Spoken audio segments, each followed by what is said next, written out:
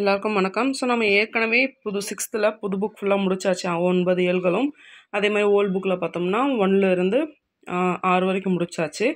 Next பார்த்தோம்னா இன்றைக்கி கடைசி 6th டோட்டலாக பார்த்தோம்னா கடைசியாக 7, 8, 9 தான் பார்க்க போகிறோம். வாங்க போகலாம்.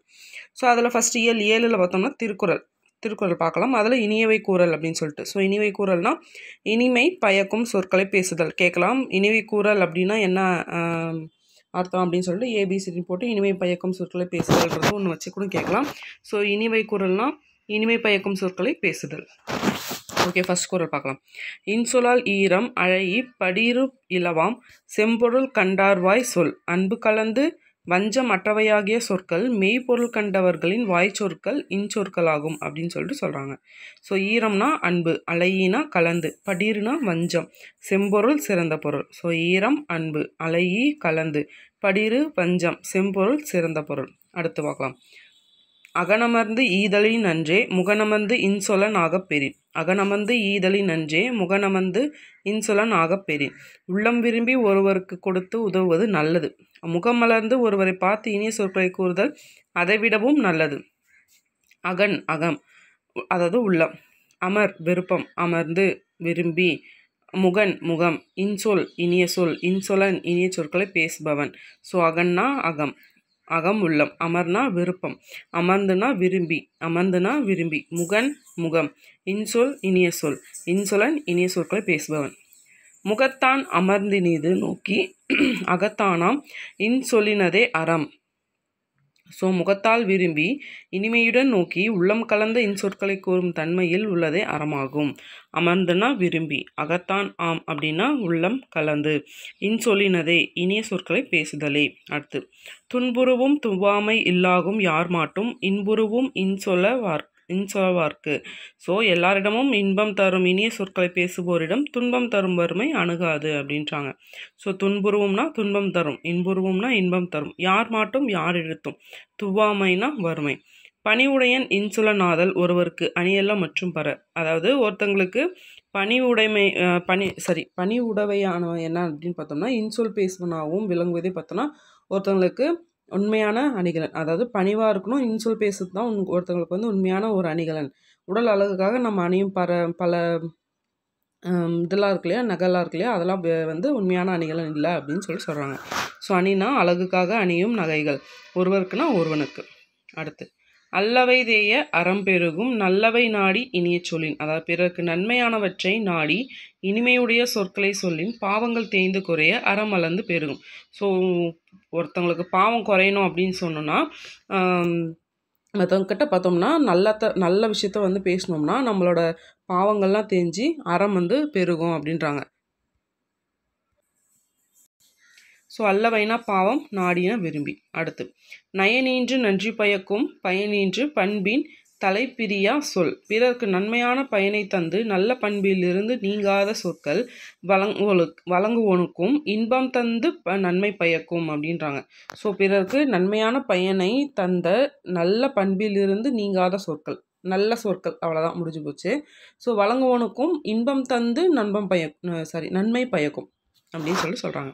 ஸோ நயனீன்றுனா நல்ல பயன்களை தந்து, நன்றினா நன்மை, பயக்கும்னா கொடுக்கும், தலைப்பிரியா சொல்னா நீங்காத சொற்கள். சிறுமையில் நீங்கிய இன்சொல் மறுமையும் இம்மையும் இன்பம் தரும். பிறருக்கு துன்பம் விளைக்கும் சிறுமையிலிருந்து நீங்கிய இனிய சொற்கள் மறுமைக்கும் இம்மைக்கும் வழங்குவோனுக்கும் இன்பம் தரும் அப்படின்றாங்க. ஸோ பிறருக்கு துன்பம் விளைக்கும் சிறுமையிலிருந்து நீங்கிய இனிய சொற்கள் பார்த்தோன்னா மறுமைக்கும் இம்மைக்கும், அதாவது மறுபிறவின்னுவாங்க. அதே மாதிரி இம்மைனா இப்பிறவி. அது பார்த்தோன்னா அந்த மாதிரி சொல்கிறவங்களுக்கு மறுபிறவிலையும் சரி இந்த பிறவிலையும் சரி இன்பம் தரும் அப்படின்றாங்க. ஸோ சிறுமைனா துன்பம், மறுமைனா மறுபிறவி, இன்மைனா இப்பிறவி. இன்சொல் இனிதீன்றல் காண்பான் எவன் கொலோ வன்சொல் வழங்குவது. அதாவது இனிய சொற்கள் இன்பம் உண்டாக்குவதை கண்ட பின்னும் ஒருவன் கடும் சொற்களை பேசுவது ஏனோ அப்படின்னு சொல்லி ஒரு கொஷின் மாதிரி ஒரு குறள். அதாவது இனிய சொற்கள் நம்ம பேசும்போது அது இன்பம் தரும்னு சொல்லிட்டு நம்மளுக்கு தெரிஞ்சு போச்சு.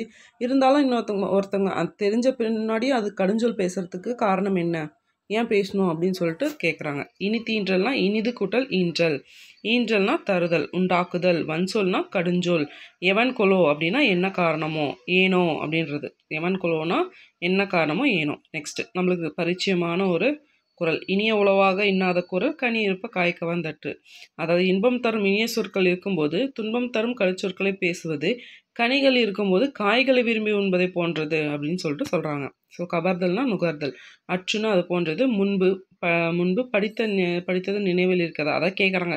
அதாவது வன்பார்கன் வற்றல் மரம் தளித்தற்று அப்படின்னு சொல்லிட்டு ஒரு குறளில் வந்திருக்கு இல்லையா. ஸோ அதில் வர அற்றே தான் இதுவும் அப்படின்னு சொல்கிறாங்க, வேற ஒன்றும் இல்லை. ஓகே, அடுத்து செய்யும் தொழிலே தெய்வம். செய்யும் தொழிலே தெய்வம், அந்த திறமைத்தான் நமது செல்வம், கையும் காலும்தான் உதவி கொண்ட கடமைத்தான் நமக்கு பதவி.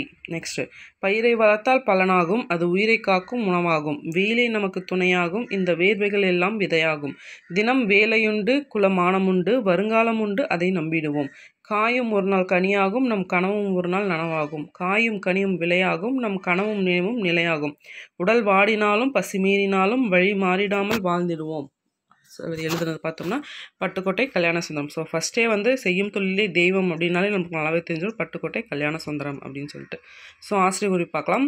ஸோ இவர் வந்து மக்கள் கவிஞர், அதாவது இவரோட சிறப்பு பெயர், இதெல்லாம் கொஸ்டின் ஏரியா. மக்கள் கவிஞர், இவருடைய சிறப்பு பேர் என்ன? மக்கள் கவிஞர். பட்டுக்கோட்டை கல்யாண சுந்தரத்தோட சிறப்பு பெயர் மக்கள் கவிஞர். ஸோ அதே மாதிரி எளிய தமிழில் அனைவருக்கும் புரியும்படி கவிதைகளை இயற்றியவர் யார் அப்படின்னு சொல்லி கேட்டாங்கனாலும் பட்டுக்கோட்டை கல்யாண சுந்தரம். ஸோ அவரோட ஊர் தான் பட்டுக்கோட்டை. நெக்ஸ்ட்டு, திரை இசை பாடல்களை இயற்றியவரும் இவர் தான்.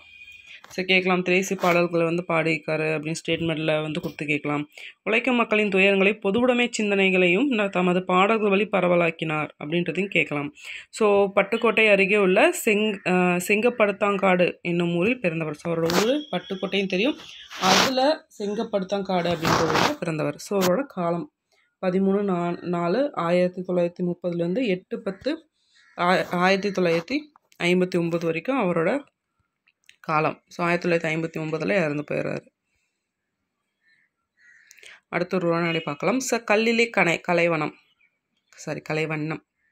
ஓகே, காவிரி பாயும் சோழ வளநாடு. ஸோ காவிரி எங்கே பாயுது?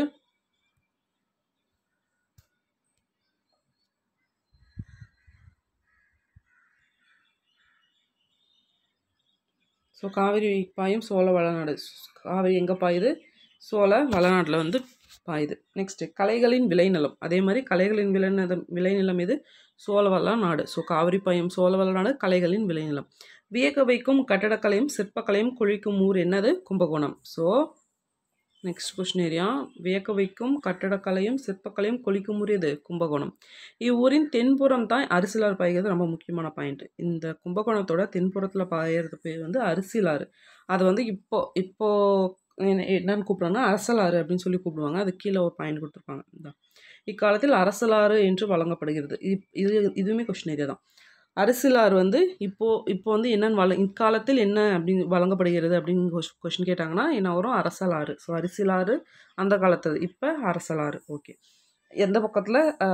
கும்பகோணத்தோட தென்புறம். அடுத்து, இதன் தென்கரையில் தாராசுரம் அப்படின்ற ஊர் இருக்குன்றாங்க. ஸோ இதோட தென்கரையில் என்ன இருக்குது? தென்புறத்தில் அரிசிலாறு, தென்கரையில் என்ன இருக்குது? தாராசுரம். ரெண்டு கன்ஃபியூஸ் பண்ணிக்கிற. தென்புறம்னா அரிசிலாறு, அதோட அந்த அரிசிலாரோட தென்கரையில் என்ன இருக்குது? தாராசுரம். ஓகேங்களா, ரெண்டுமே தெற்கு பக்கம் தான் வருது. நெக்ஸ்ட்டு, அங்கே தான் ஐராதீஸ்வரர் கோயில் வந்து இருக்குது. முக்கியமான கொஷின் பாயிண்ட். ஸோ ஐராதீஸ்வரர் கோயில் வந்து எங்கே இருக்குதுன்னு கேட்டாங்கன்னா தாராசுரம் அப்படின்னு சொல்லிட்டு சொன்னோம். இது 800 ஆண்டுகளுக்கு முன் 2ஆம் ராசராச சோழனால் கட்டப்பட்டது. ஸோ நெக்ஸ்ட் கொஸ்டின் ஏரியா, இது எத்தனை ஆண்டுகளுக்கு முன் கட்டப்பட்டது? 800 ஆண்டுகளுக்கு முன். யார் கட்டினாங்க? 2ஆம் ராஜராஜ சோழன். ஸோ வந்து ராஜராஜ சோழன்றதை விட 2ஆம் ராஜராஜ சோழன்றது ரொம்பவே முக்கியம். ஸோ முதலாம் சொல்லி கொடுத்தலாம், வெறும் ராஜராஜ சோழன் கொடுத்த 2ஆம் ராஜராஜ சோழன் கொஸ்டின் கேட்கலாம். ஸோ 2ஆம் ராஜராஜ சோழன்றது கன்ஃபார்ம் வந்து நல்லாவே தெரிஞ்சுக்கணும். நெக்ஸ்ட்டு, 100 கோயில்களுக்கு சென்று அதன் சிற்பங்களின் பேரழகை பார்த்து மகிழ்ந்த அனுபவத்தை இந்த ஒரே கோயில் நமக்கு தருகிறது. ஸோ நெக்ஸ்ட் கொஸ்டின் ஏரியா, 100 கோயில்களுக்கு சென்று அதன் சிற்பங்கள் பேரழகை பார்த்து மகிழ்ந்த அனுபவத்தை எந்த கோயில் தருகிறது அப்படின்னா தாராசுரம் கோயில். தாராசுரம் ஊரில் இருக்க ஐராதீஸ்வரர் கோயில். ஸோ இவ்வுலகத்தில் எங்கும் சிற்பமயம், நம்மை சுண்டியிலுக்கும் இச்சிற்பங்கள் ஒவ்வொரு சிற்பத்திலும் ஒரு கதையோ காவியமோ புதிந்திருக்கிறது. ஓகே, அடுத்து இப்படி இது வந்து மேட்ச்சில் கூட எப்படி கேட்கலான்னா, இந்த பக்கம் முப்புறம் எரித்தவன். அடுத்து வேற என்ன? நெக்ஸ்ட்டு யானை ஈசனின் யானை ஊறி போர்த்தவர் அப்படின்னு சொல்லிட்டு நெக்ஸ்ட் அடிமுடி தேட வைக்கும் அண்ணாமலையார் அப்படின்னு கொடுத்து இங்கே இப்படி கொடுத்து ஒன்று மேட்சாக கேட்கலாம், இல்லைனா கரெக்ட் எது இன்கரெக்ட் எதுன்னு சொல்லிட்டு சொல்லுங்கள் அப்படின்னு சொல்லிட்டு கேட்கலாம். ஸோ அந்த மாதிரி வந்து கேட்கலாம். அந்த மாதிரி கொஸ்டின் ஏரியா தான் பார்க்கலாம். ஸோ முப்புறம் எரித்தவன் யார்? திரிபுராந்தகன். ஸோ முப்புறம்னாவே அது 3 தானே. ஸோ அப்படின்னு வச்சுக்கலாம். முப்புறம்னா எரித்தவன் திரிபுராந்தகன். கதையோட ஒரு சிற்பம். யானை வதம் செய்து அதன் தோலை தன் மீது உடுத்துக்கொள்ளும் ஈசனின் யானை உரி போர்த்தவர் கஜசம்ஹார மூர்த்தி. அதாவது யானைனாவே என்னது கஜான்னு தான் சொல்லுவாங்க. ஸோ கஜ வந்து சம்ஹாரம் பண்ணுறாங்க. ஸோ பண்ணுறதுனால அவர் மூர்த்தி கஜ சம்ஹார மூர்த்தி அப்படின்னு சொல்லிட்டு. ஸோ ஈசனின் யானை அதோட தோலை உரித்து உடுத்திக்கொள்ளும் ஈசனின் யானை உரி பொறுத்தவர் கஜ சம்ஹாரமூர்த்தி. அடுத்து அடிமுடி தேட வைக்கும் அண்ணாமலையார் லிங்கோத்பவர். ஸோ அண்ணாமலையார்னாவே ஈசனாவே லிங்கம். ஸோ லிங்கோத்பவர் அப்படின்னு சொல்லிட்டு இது பண்ணிக்கலாம். அடுத்து வேற என்ன? ராமாயணம், மகாபாரத கதைகள், ரதிமன்மதன் கதைகள், சிவபுராண கதைகள் என எண்ணிலடங்காத கதைகள் நம்ம இருக்கின்றன. அவற்றுடன் பரதநாட்டிய அடவுகளும் சிறப்பாக செதுக்கப்பட்டுள்ளன. அடுத்து அன்னம் பாலிக்கும் அற்புத அன்னபூரணி. இன்றைய கண் தானத்துக்கு அன்றைய எடுத்துக்காட்டாக அமைந்த கண்ணப்பர். இது எப்படி கேட்கலாம்? இன்றைய கண்தானத்துக்கு அன்று எடுத்துக்காட்டாக அமைந்தவர் யாருன்னு சொல்லி கேட்கலாம். அது எங்கே இருக்குன்னு சொல்லி கேட்கலாம். அடுத்து பறவை, விலங்கு, மனிதன் என கலவையாய் அமைந்த ஓருடல் சிற்பங்கள். ஸோ ஓருடல் சிற்பங்கள் எங்கே காணப்படுகிறது என்று கேட்கலாம். இக்கோயில் சிற்பங்கள் தமிழக சிற்பக்கலை சிறப்புக்கு ஒரு சோற்றுப்பதமாய் விளங்குகிறதுன்றாங்க.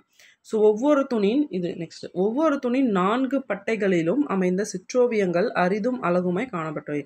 ஸோ ஒவ்வொரு துணி எத்தனாவது பட்டையில்? 4 பட்டைகள் இல்லை, ஓகேவா? 4 நினச்சிக்கணும். கோவிலின் நுழைவாயிலில் அமைந்துள்ள 7 கருங்கல் படிகள் சரிகம பதனி, அது அந்த 7 படிக்கட்டு இருக்கு இல்லையா, அந்த சரிகம பதனி எனும் 7 நாத படிகளாக வடிக்கப்பட்டுள்ளன. ஓகே, நெக்ஸ்ட் என்னது? கோவிலின் நுழைவாயில் எத்தனை கருங்கல் படி இருக்குது? 7. அது என்னென்னா சரிகம பதனி அப்படின்னு வருது. எது? 7 நாதப்படிகள். ஓகே. சோழ மண்டலத்தில் நுழைந்தாலே எங்கும் இசையொலி. தாம் தருகிட தீம் தருகிட எனும் மத்தளைய ஒளி, வீணையின் மீட்டொலி, புல்லாங்குழலின் காணொலி, நாதஸ்வர நல்லொலி. கேட்டுக்கோங்க, இதுவும் கூட மேட்ச்சில் கேட்கலாம். மத்தளத்தை என்னன்னு சொல்கிறாங்க? லய ஒளி. வீணையோட மீட்டொலி, புல்லாங்குழலுக்கு கான ஒலி, நாதஸ்வரம் நல்லொலி. ஓகேங்களா? ஓகே, மத்தளம், லய ஒளி, வீணையின் மீட்டொலி, புல்லாங்குழலோட கான ஒலி, நாதஸ்வரம் நல்லொலி. ஓகே.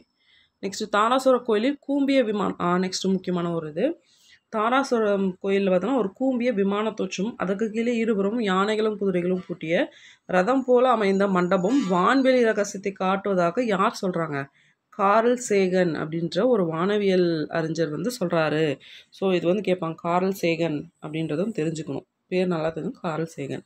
அதுக்கடுத்து அதிபத்தர், அமர்நீதியர், இயற்பகையார், இசைஞானியார், எரிபத்தர், ஏனாதி நாயனார் முதலிய 63 நாயன்மார்களின் கதைகளை கூறும் கல்வெட்டு. ஸோ நம்மளுக்கு 63 நாயன்மார்கள் இருக்காங்க அப்படின்னு சொல்லிட்டு நம்மளுக்கு நல்லா தெரியும். ஸோ அதில் ஒரு எக்ஸாம்பிளுக்கு வந்து கொடுத்துருக்காங்க. அதிபத்தர், அமர்நீதியார், இயற்பகையார், இந்த மாதிரி கொடுத்துட்டு வேறு யாராவது ஒரு பேரை கொடுத்து இதில் பொருத்தமில்லாத இதுன்னு கேட்டுருவாங்க. கேட்டாலும் வாய்ப்பு இருக்குது. ஸோ அதனால் தெரிஞ்சுக்கணும். அதிபத்தர், அமர்நீதியார், இயற்பகையார், இசைஞானியார், எரிபத்தர், ஏனாதி நாயனார். ஸோ அதிபத்தர், எரிபத்தர், அமர்நீதியார், பகையார், ஞானியார். ஸோ நீதி சொல்கிறவங்க, பகையாக இருக்கிறவங்க, ஞானியாக இருக்கிறவங்க. ஸோ அதே மாதிரி ஏனாதி நாயனார் இப்படி வச்சு நான் வச்சுக்கோங்க. அடுத்து தஞ்சை அரண்மனைக்கு, அதாவது இந்த கோயில், இந்த ஐராவதீஸ்வரர் கோயில் வந்து எதுக்கு சொந்தமானதுன்னு பார்த்தோம்னா தஞ்சை அரண்மனைக்கு சொந்தமானது. கேட்கலாம், எதுக்கு சொந்தமானது? தஞ்சை அரண்மனைக்கு. அழகு வாய்ந்த இந்த பழமை தற்போது மத்திய தொல்பொருள் துறையினை பாதுகாத்து வருங்க. இதை மரபு அடையாளமாக யுனெஸ்கோ வந்து அறிவிச்சிருக்கு அப்படின்றாங்க. ஸோ ஒற்றை வழியில் அதை வந்து பார்த்தோன்னா கலைகளின் சரணாலயம் அப்படின்னு சொல்லலாம். ஸோ கலைகளின் சரணாலயம் என்று குறிக்கப்படும் கோயில் எது அப்படின்னு கேட்டாங்கன்னா ஐராதீஸ்வரர் கோயில் கும்பகோணத்தில் இருக்குது. ஓகே, அதுவும் தாராசுரத்தில் இருக்குது. அது ரொம்ப முக்கியம். ஓகே, அவ்வளோதான். இதில் வந்து அவ்வளோதான். நெக்ஸ்ட்டு பார்த்தோன்னா சாதனை பெண்மணி மேரி கியூரி ஒரு இது பார்க்கலாம். ஸோ கியூரி அம்மையார் நம்மளுக்கு நல்லாவே தெரியும். போலோனியம், ரேடியம் இதெல்லாம் கண்டுபிடிச்சி ஒரு நோபல் ப்ரைஸ் வாங்கணும்னு தெரியும். அவங்கள பற்றி தான் பார்க்க போகிறோம். ஸோ கியூரி அம்மையார் வந்து அவங்களோட எப்போ பிறந்தாங்கன்னா 1867 போலாந்து நாட்டை சேர்ந்தவங்க தான் கியூரி அம்மையார். கியூரி அப்படின்றவங்க. அவங்களோட பெற்றோருக்கு பார்த்தோன்னா மொத்தம் எத்தனை குழந்தைங்க? 5. இப்போ நான் ரவுண்ட் பண்ணுறதெல்லாம் வந்து கொஷின் ஏரியா. அதே மாதிரி அதை வந்து இப்படி இதை வச்சு கொஷின் கேட்கலாம் அப்படின்னு சொல்கிறேன், அதை பார்த்துக்கோங்க. அவங்களெலாம் கடைசி தான் யாருன்னு பார்த்தோம்னா இந்த இளையவர். இதில் ஸ்டேட்மெண்ட்டில் கேட்கலாம், இளையவர் மூத்தவர் அப்படின்னு சொல்லி கொடுத்து கேட்கலாம். ஸோ இதில் நம்ம பார்த்ததில் முக்கியமான பாயிண்ட் என்னது, என்ன நாடு, எந்த ஆண்டில் பிறந்தாங்க, அவங்க மொத்தம் எத்தனை குழந்தைங்க, அதில் இவங்க எத்தனாவது. நெக்ஸ்ட்டு அவங்களோட தந்தை வந்து ஒரு அறிவியல் ஆசிரியர், இதுவும் முக்கியம். இவங்க வந்து ஒரு அறிவியல் ஆசிரியர், ஆனால் குடும்பத்தில் வறுமை. அவங்களோட மூத்த சகோதரி வந்து மருத்துவம் கல்வி பயில விரும்பினர், ஆனால் போதிய வசதி இல்லை. கடைசியான மேரி தான் பார்த்தோம்னா குழந்தைங்களுக்கு சிறப்பு பாடம் சொல்லி கொடுத்து தாதி போல பணிவிடைகளை செய்தார். அதன் மூலம் பொருளி தமக்கை கல்வி பயில உதவினார். ஸோ அவங்க அக்கா வந்து படிக்கிறதுக்கு ஹெல்ப் பண்ணவங்க இவங்க தான். மேரி வந்து என்ன கற்க விரும்பினாங்க, அறிவியல். என்ன கற்க, அறிவியல் கல்வி. ஆனால் பெண்ணுக்கு அறிவியல் கல்வி தேவையில்லைன்னு சொல்லிட்டு சமையல் கலையை போதுன்னு கல்லூரி நிர்வாகமே சொன்னதுனால இவங்க அதை ஏற்க மறுத்து ஃப்ரான்ஸ் போகிறாங்க. எங்கே போகிறாங்க படிக்கிறதுக்கு, ஃப்ரான்ஸ் போகிறாங்க. போலாந்துலேருந்து ஃப்ரான்ஸ்க்கு போகிறாங்க. ஸோ கல்லூரியில் சேர்ந்தாங்க. அவங்களோட வாழ்க்கை லட்சியமான அறிவியல் வந்து படிக்க ஆரம்பிக்கிறாங்க. அவங்களோட வறுமை வந்து யாருக்குமே தெரியாதவனும் கல்லூரியில் வந்து பார்த்துக்கிட்டாங்க. இருந்தாலுமே ஒரு நாள் பார்த்தோம்னா 3 நாள் வந்து உணவு சாப்பாடு இல்லாதனால மயக்கம் போட்டு கீழே விழுந்து அவங்கள பரிசோதித்த மருத்துவர் வந்து சொல்கிறாங்க, நல்ல சாப்பாடும் ஓய்வு இருந்தால் போதும் அப்படின்னு சொல்லிட்டு சொன்னோன்னே கூட இருந்த அவங்க ஃப்ரெண்ட்ஸ்லாம் இருப்பாங்களே அவங்களுக்குலாம் அதிர்ச்சி ஆயிடுச்சு. அதுக்கப்புறமேட்டு அவங்க ரொம்பவே ஹெல்ப் பண்ணியிருக்காங்க அப்படின்றாங்க. அடுத்து பார்த்தோம்னா அறிவியல் மேதை பியூரி கியூரி மேரி வந்து திருமணம் செய்ய. ஸோ அவங்களோட ஹஸ்பண்ட் பேர், மேரியோட ஹஸ்பண்ட் பேர் என்ன, பியூரி கியூரி. இவங்க மேரி கியூரி, இவங்க பியூரி கியூரி. அவருடன் சேர்ந்து அறிவியல் ஆராய்ச்சியில் ஈடுபட்டால் மன வாழ்க்கையில் மனைவியும் ஒரு பெண் குழந்தை பெற்றெடுத்தார். ஸோ அவங்களுக்கு ஒரே ஒரு பொன் குழந்தை மட்டும்தான். ஆனால் ஒரு வாரம் மட்டும்தான் ரெஸ்ட் எடுத்துகிட்டு மறுபடியும் ஆராய்ச்சிக்கு போயிட்டாங்க. அவங்களோட வருவாய் அவங்க சம்பாதிச்சதில் பாதி இது பார்த்தோம்னா ஆராய்ச்சிக்கு செலவு பண்ணிட்டாங்க. ஸோ வீட்டு வேலைகளை பார்த்தோன்னா கணவன் மனைவி 2 பேருமே பகிர்ந்து செஞ்சு ரொம்ப எளிமையாக தான் வாழ்ந்துருக்காங்க. ஸோ இடைவிடாத ஆராய்ச்சியின் பயனாக 2 பேர் சேர்ந்து என்ன கண்டுபிடிச்சாங்க, ஃபஸ்ட்டு கண்டுபிடிச்சது பொலோனியம் அப்படின்ற ஒரு விஷயத்தை வந்து ஒரு எலிமெண்ட்டை வந்து கண்டுபிடிக்கிறாங்க. அது பிறகு 2 ஆண்டுகளுக்கு அப்புறம் இடைவிடாமல் ஆராய்ச்சி செஞ்சு அதுக்கடுத்து ரேடியம் அப்படின்னு கண்டுபிடிக்கிறாங்க. இது 2மே பார்த்தோன்னா அரிய கண்டுபிடிக்கிறதுக்கான மேரி கியூரிக்கும் அவர் கணவருக்கும் பார்த்தோம்னா 1901 அவங்க வாங்கின நோபல் ப்ரைஸ் எப்போ 1903 வந்து வாங்கினாங்க. பொலோனியம் ரேடியத்துக்காக வாங்குறாங்க. அடுத்து ரேடியத்தின் ஸோ இந்த ரேடியத்தோட யூஸ் என்ன அப்படின்னு பார்த்தோம்னா அதாவது ஹியூமன்ஸ்க்கு வந்து இந்த கேன்சர்லாம் வருது, தோல் நோயெலாம் வருது இல்லையா, ஸோ அதை க்யூர் பண்ணுறதுக்கு இந்த ரேடியம் வந்து யூஸ் ஆகுதுன்றாங்க. சரி, நெக்ஸ்ட்டு பார்த்தோம்னா இவங்க என்ன பண்ணுறாங்கன்னா ஒரு நிறுவனம் $50 லட்சம் பார்த்தோம்னா வந்து அந்த இதை வாங்குறதுக்கு, ரேடியத்தை வாங்குறதுக்கு விலை கொடுக்குறாங்க. ஆனால் அவங்க வந்து அவங்களோட அறிவியல் உலகத்துக்கு பார்த்தோம்னா கொடையாக வந்து கொடுத்துட்டாங்க கியூரி. நான் காசுக்கு வந்து விற்க மாட்டேன் அப்படின்னு சொல்லிட்டு. அதே மாதிரி அவரோட கணவர் வந்து விபத்தில் இறந்து போயிடுறாரு. ஃப்ரெஞ்சு அரசாங்கம் என்ன சொல்லுதுன்னா அவங்க குழந்தைங்களுக்கு நாங்கள் வந்து ஃபினான்ஷியலாக ஹெல்ப் பண்ணுறோம் அப்படின்றாங்க. ஆனால் அதை வந்து ஏற்க மறுத்துறாங்க. அதுக்கப்புறம் அவங்க ஹஸ்பண்டு வேலை செஞ்சாங்க இல்லையா, ப்ரொஃபஸராக, பேராசிரியராக, அந்த பணியை அவங்களுக்கு கொடுத்த உடனே அவங்க அது வந்து சிறப்பாக செஞ்சாங்க. அது மாதிரி மேலும் மேலும் பல ஆராய்ச்சிகள் செஞ்சு கடைசியாக ரேடியம் வந்து கண்டுபிடிச்சாங்க இல்லையா, அதோட அணு எடை, அதாவது அட்டாமிக் வெயிட்னு சொல்லுவாங்க இல்லையா, அதை வந்து கண்டுபிடிச்சாங்க. அணு எடையை வந்து கண்டுபிடிச்சாங்க. அதுக்கு நோபல் பரிசு 1911 இவங்களுக்கு மட்டும் கிடைச்சிது. ஃபஸ்ட்டு வந்து அவங்க ஹஸ்பண்ட் அவங்களுக்கு கிடைச்சிது 1903 வந்து கிடைச்சிது, ரேடியம் பொலோனியம் கண்டுபிடிச்சதுக்கு. அடுத்து 1911 பார்த்தோம்னா அந்த ரேடியத்துக்கு வந்து மேரி மட்டும் அணு எடையை கண்டுபிடிச்சதுக்காக 2வது முறையாக நோபல் பிரைஸ் கிடைச்சிருக்கு. அதுக்கப்புறம் பல நாட்டிலையும் அழைக்கப்பட்டாங்க, பாராட்டப்பட்டாங்க, பட்டங்கள் பரிசுங்களாம் கொடுத்தாங்க. அதுக்கப்புறம் பார்த்தோன்னா அவங்க இறந்தது பார்த்தோம்னா 1934 வந்து இறந்தும் போகிறாங்க. ஸோ அதுக்கப்புறம் கியூரி அம்மையாருக்கு அப்புறம் அவங்க மகன் பார்த்தோம் இல்லையா, மகள் ஒருத்தவங்க இருந்தாங்க. ஸோ அவங்க பேர் ஐரீன். அவங்களும் அவங்களோட மருமகன், அதாவது மேரியோட மருமகன், ஐரீனோட மருமகனில் அவங்களும் ஜோலியட், அவர் பேர் ஜோலியட். அவங்க ஒரு 2 பேர் சேர்ந்து ஆராய்ச்சி பண்ணி செயற்கை கதிர்வீச்சு அதை பற்றி பார்த்தோம்னா கண்டுபிடிக்கிறாங்க. ஸோ அதுக்காக 1935 அதாவது அவங்க இறந்து போனதுக்கு அடுத்த வருஷமே நோபல் பிரைஸும் வாங்குகிறாங்க. ஒரே குடும்பத்தை சேர்ந்த 3 நோபல் பரிசு பெற்று இச்சாதனை இன்று வரை முறியடிக்கப்படவில்லை அப்படின்னு சொல்லிட்டு சொல்கிறாங்க. ஸோ வந்து எப்படி கொஸ்டின் கேட்கலான்னா, ஒரே குடும்பத்தை சேர்ந்தவர்கள் 3 நோபல் பரிசு பெற்றவர்கள் யாருன்னு சொல்லிட்டு கீழே வந்து போடலாம். அதாவது ஆப்ஷன் வந்து கொடுக்கலாம், பேரெலாம் கொடுத்துட்டு ஏதாவது இன்னொரு எக்ஸ்ட்ரா பேர் கொடுத்து அது வந்து கரெக்டாக தப்பாக பொருந்தாத இது அப்படின்ற மாதிரி கேட்கலாம். ஸோ அது வந்து பேர் வந்து பார்த்துக்கணும். அவங்க எந்தெந்த வருஷத்தில் வந்து நோபல் ப்ரைஸ் வாங்கினாங்க, அது மாதிரி எதுக்காக வாங்கினாங்க, இந்த வருஷத்தில் எதுக்காக வாங்கினாங்க அப்படின்னு பார்த்துக்கணும். அவங்க எப்போ இறந்தாங்க, எப்போ பிறந்தாங்க அப்படின்றத பார்த்துக்கணும். அதே மாதிரி அவங்களோட மக பேர், ஹஸ்பண்ட் பேர், மருமக பேர் எல்லாம் அதுவும் பார்த்துக்கணும். ஓகே, அவ்வளோதான், அது அவ்வளோதான். நெக்ஸ்ட் பார்த்தோம்னா இலக்கணமும் மொழித்திறனும் பார்க்கலாம். செய்யுள் மொழி எவன் கொலோ திருக்குறளில் இடம்பெற்றுள்ள இச்சொற்கள் தரும் பொருள் என்ன அப்படின்னு கேட்குறாங்க. என்ன பயன் கருதியோ அப்படின்னு தான் அர்த்தம். ஸோ எவன் கொலோ அப்படின்றதுக்கு பொருள் என்ன பயன் கருதியோ அப்படின்னு பொருள். செய்யுளின் ஓசைக்காகவும் அழுத்தம் தருவதற்காகவும் பயன்படுத்தப்பட்டுள்ள சொல் தான் வந்து கொல். இது பெரும்பாலும் பார்த்தோம்னா ஐயப்பொருளில் தான் வரும். ஸோ அதாவது ஒரு பெண்ணை பார்த்து மான் கொல் மயில் கொல் அப்படின்னா இவன் மானோ மயிலோ அப்படின்னு சொல்லி கூறுவதாக ஒரு பொருள் அப்படின்னு சொல்கிறாங்க. ஸோ இது வந்து செய்யுள் வழக்குன்னு சொல்கிறாங்க. ஸோ எப்படி கேட்கலாம் கொஷின், கொல் அப்படின்றது என்ன வழக்குன்னு கேட்டாங்கன்னா செய்யுள் வழக்கு. அதே மாதிரி கொல் அப்படின்றதுக்கு அர்த்தம் என்ன அப்படின்னு பார்த்தோம்னா ஒரு சாரி எந்த பொருளில் வரும் அப்படின்னு பார்த்தோம்னா ஐயப்பொருளில் வந்து வரும் அப்படின்னு சொல்கிறாங்க. ஓகே, நெக்ஸ்ட் அளபெடை. நம்மளுக்கு அளபெடைன்னு நல்லாவே தெரியும். அதில் அதுதான் என்னன்னு சொல்லிட்டு கேட்குறாங்க. ஸோ நீட்டி ஒலிக்கிறது தான் வந்து அளபெடை. தன்னோட மாத்திரையோட அளவிலிருந்து நீட்டி ஒலிக்கிறது தான் அளபெடை அப்படின்னு சொல்லி நம்ம பார்த்துருக்கோம். ஸோ அது வந்து உயிரெழுத்தாக இருந்துச்சுன்னா அது உயிரளபெடை அப்படின்னு சொல்கிறாங்க. ஏன்னா வந்து ஃபார் எக்ஸாம்பிள் பூ அப்படி இல்லை, ஊன்றது தான் வந்து நீண்டு ஒலிக்குது அப்படின்னும் போது இது உயிரளபெடை அப்படின்னு சொல்கிறோம். அதே மாதிரி பொய் அப்படின்றதுல ஒற்று ஈன்றது மெய்யெழுத்து இல்லை ஒற்றுன்னு இல்லையா, ஸோ அதனால் அது ஒற்றளபெடை அப்படின்னு சொல்லிட்டு சொல்கிறோம் அப்படின்னு சொல்லி சொல்கிறாங்க. அடுத்து பிழையும் திருத்தமும். கீழே காணப்படுவது பிழையான வாக்கியங்கள். சிங்கம் வந்தான், ராமன் அழுதாள், பறவைகள் பாடியது, அவன் வந்தேன் அப்படின்னு கேட்டாங்க. ஸோ இதில் பார்த்தோம்னா வினைச்சொற்கள் வந்து பிழையானவை, எப்படி இருந்தாலும் சரியாக இருக்கும் அப்படின்னு கேட்கும்போது சிங்கம் பார்த்தோம்னா ஒரு அக்ரிணை, அப்போ சிங்கம் வந்தது. ராமன் உயர்திணை அப்படின்னும்போது ராமன் வந்தான், அதுவும் பார்த்தோம்னா ஆண்பால், ஸோ வந்தான். ஸோ நெக்ஸ்ட் பார்த்தோம்னா பறவைகள் பாடியது. நெக்ஸ்ட் பார்த்தோம்னா பாடியதுன்றது பார்த்தோம்னா ஒரு ஃபார் எக்ஸாம்பிள் பறவை பாடியது அப்படின்னா ஓகே, பறவைகள் அப்படின்னும் போது பாடினேன் அப்படின்னு வரணும். நெக்ஸ்ட் அவன் வந்தேன்னா நான் தான் வந்தேன் அப்படின்னு சொல்ல முடியும். அவன் வந்தேன்னா வந்தான் அப்படின்னு சொல்லணும். ஓகேங்களா, அந்த மாதிரி. நெக்ஸ்ட் திணை. உயர்திணை அக்ரிணை அப்படின்னு திணை வந்து 2 வகைப்படும், நம்மளுக்கு நல்லாவே தெரியும். ஸோ மனிதன்னா உயர்திணை, அவங்கள தவிர மற்ற எல்லா உயிருமோ உயிரற்றவை எல்லாமே வந்து அக்ரிணை அப்படின்னு சொல்லிட்டு நம்மளுக்கு நல்லாவே தெரியும். ஓகே,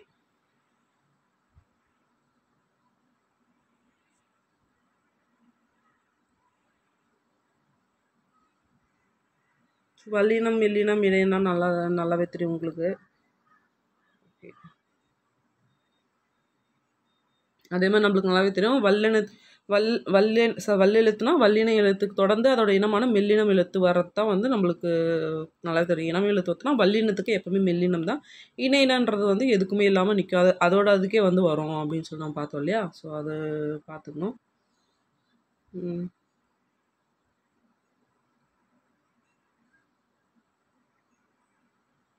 ஓகே, இந்த ஆற்றின் தென்கரையில் தாராசுரம் உள்ளது. நம்ம பார்த்தோம் அரிசில் ஆறு அப்படின்னு சொல்லிட்டு. ஐராதீஸ்வரர் கோயிலை கட்டியவர் யார்? 2ஆம் ராஜராஜ சோழன். ஸோ கியூரி அம்மையார் எந்த நாட்டை சேர்ந்தவர்? போலாந்து நாட்டு. கியூரி அம்மையார் தன் கணவருடன் சேர்ந்து முதலில் கண்டுபிடித்த பொருளின் பெயர் என்ன? பொலோனியம். அடுத்தது தான் ரேடியம். கியூரி அம்மையார் குடும்பம் எத்தனை நோபல் பரிசில் பெற்றது? 3 நம்ம பார்த்தோமா, 1903, அதுக்கடுத்து பார்த்தோம்னா 11, அதுக்கப்புறம் 35.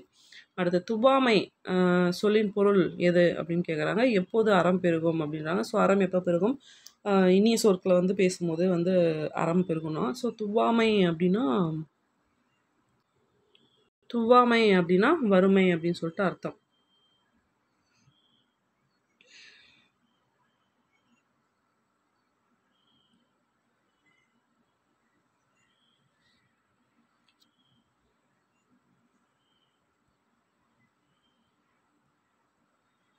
அடுத்து இயல் 8 பார்க்கலாம்.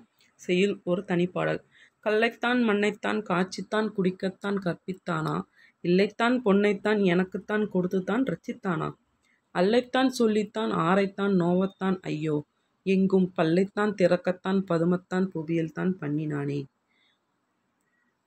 வணக்கம் வரும் சில நேரம், குமரகண்ட வலிப்பு வரும் சில நேரம், வலிய செய்ய கணக்கு வரும் சில நேரம், வேட்டை நாய்போல் கடிக்க வரும் சில நேரம், கயவர்க்கெல்லாம் இணங்க வரும் படித்தமிழை பாடி பாடி, எத்தனை நாள் திரிந்து திரிந்து உழல்வின் ஐயா, குணக்கடலே அருள்கடலே, அசுரானே குறைக்கடலை, குன்றுலானே அப்படின்னு சொல்லிட்டு பாடிருக்காங்க ஒரு பாட்டு.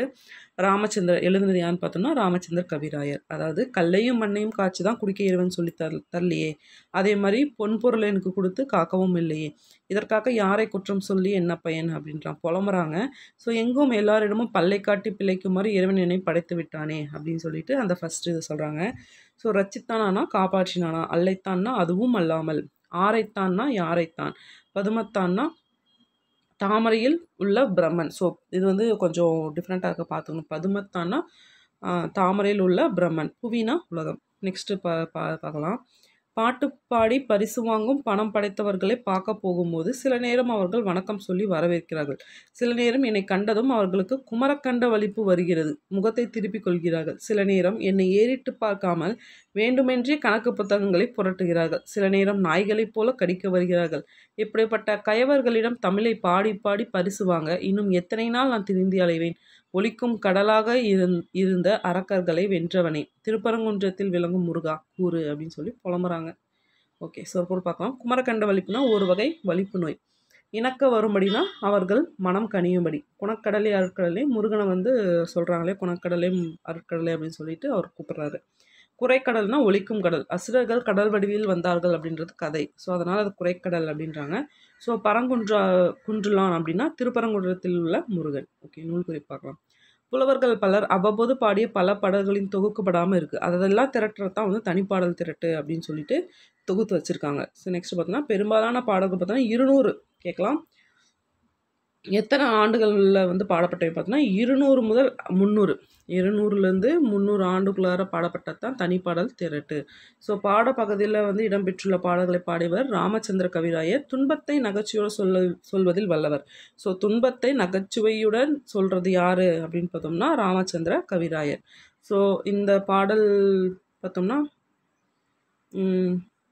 எழுதுனது யார் பார்த்தோம்னா ராமச்சந்திர கவிராயர். ஓகே, நெக்ஸ்ட் அந்த காலம் இந்த காலம். நினைச்சதையெல்லாம் எழுதி வச்சது அந்த காலம். எதையும் நேரில் பார்த்தே நிச்சயிப்பது இந்த காலம். ஆமாம், இந்த காலம். மழை வரும் என்றே மந்திரம் ஜெபித்தது அந்த காலம். அது அந்த காலம். மழையை பொழிய வைக்கவே எந்திரம் வந்தது இந்த காலம். ஆமாம், இந்த காலம். இலிகுளம் என்றே இனத்தை வெறுத்தது அந்த காலம். மக்களை இணைக்க அணைக்க முயற்சி பண்ணுவது இந்த காலம். ஆமாம், இந்த காலம். திரௌபதி தன்னை துயில் உறிஞ்சது அந்த காலம். பெண்ணை தொட்டு பார்த்தா சுட்டுப்புடுவான் இந்த காலம். ஆமாம், இந்த காலம். சாஸ்திரம் படிப்பது அந்த காலம். சரித்திரம் படிப்பது இந்த காலம். கோத்திர பார்ப்பது அந்த காலம். குணத்தை பார்ப்பது இந்த காலம். பக்தி முக்கியம் அந்த காலம். படிப்பு முக்கியம் இந்த காலம். கத்தி தீட்டுவது அந்த காலம். புத்தி தீட்டுவது இந்த காலம். பெண்ணை பேயென பேசி அணைச்சது அந்த காலம். வாழ்வின் கண்ணில் ஒன்றாய் எண்ணி நடப்பது இந்த காலம். ஆமாம், இந்த காலம் அப்படின்னு சொல்லிட்டு உடுமலை நாராயண கவி வந்து பாடியிருக்காரு. அருமையான ஒரு பாடல். ஸோ இவரை பற்றி பார்க்கலாம். உடுமலை நாராயண கவின்றது பார்த்தோம்னா தமிழ் திரைப்பாடல் ஆசிரியரும் நாடக எழுத்தாளரும் ஆவார். ஸோ முன்னா பார்த்தா பட்டுக்கோட்டை கல்யாண சுந்தரமும் திரைப்பட பாடல்களை எழுதுவார்னு சொல்லிட்டு பார்த்தோன்னே அவர். ஸோ இது எப்படி எக்ஸ்ட்ரா என்னங்கன்னா திரைப்பட பாடல் ஆசிரியரும் நாடக எழுத்தாளரும் அப்படின்னு சொல்லலாம். ஸோ எப்படி கொஸ்டின் கேட்கலாம்னா தமிழ் திரைப்பாடல் ஆசிரியரும் நாடக எழுத்தாளருமாக இருந்தவர் யார் அப்படின்னு சொல்லி கேட்கலாம்.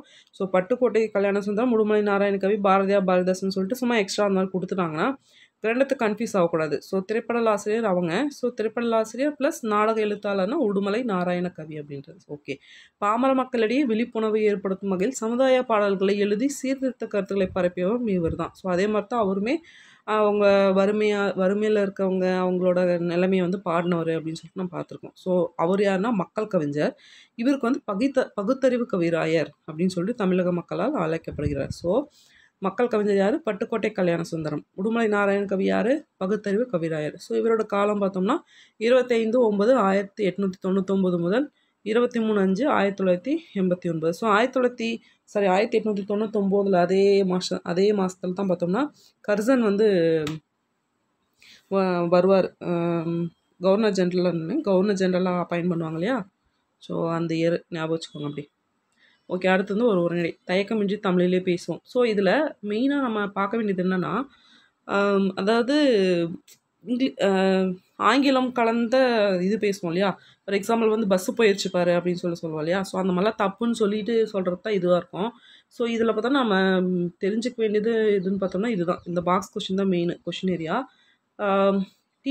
டிவினா என்னது? தொலைக்காட்சி. ரேடியோனா வானொலி. டிஃபன் அப்படின்னா சிற்றுண்டி. டீனா தேநீர். அதே மாதிரி கரண்ட்டுனா மின்சாரம். டெலிஃபோன் தொலைபேசி. ஃபேன் மின்விசிறி. சேர்னா நாற்காலி. லைட் விளக்கு. டம்ளர்னா குவளை.